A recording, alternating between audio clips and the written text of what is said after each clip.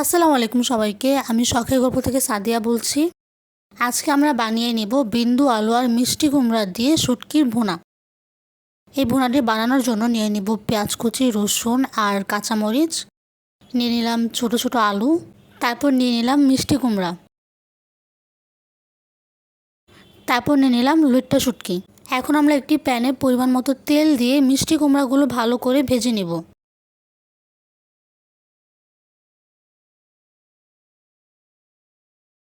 দিয়ে দিলাম পরিমাণ মতো লবণ, তারপর দিয়ে দিব পরিমাণ মতো হলুদ। এখন আমরা এটিকে ভালো করে ভেজে নিব। ভাজা হয়ে গেলে আমরা এখন এটিকে নামিয়ে নিব। নামিয়ে নেওয়ার পর আমরা ছোট আলুগুলো হলুদ আর লবণ দিয়ে ভালো করে ভেজে নেব।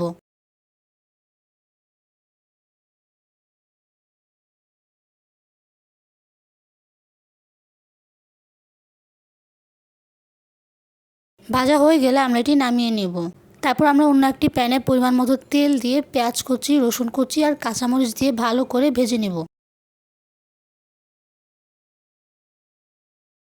তারপর দিয়ে দিব শুটকি। এখন আমরা এটিকে ভালো করে ভেজে নেব।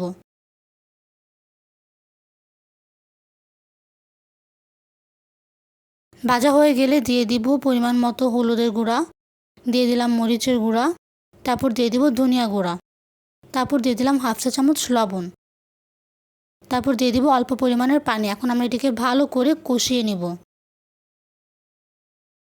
কষানো হয়ে গেলে আমরা ভেজে রাখা মিষ্টি কুমড়া আর ছোট আলু দিয়ে দিব। এখন আমরা এটিকে ভালো করে ভেজে নেব।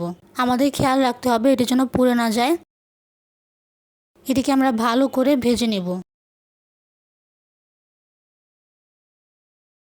ভাজা হয়ে গেলে এখন আমরা এটিকে একটি বাটিতে পরিবেশন করে নেব। আপনারা সবাই চাইলে এটি ট্রাই করতে পারেন। আশা করি এই রেসিপিটি আপনাদের ভালো লাগবে।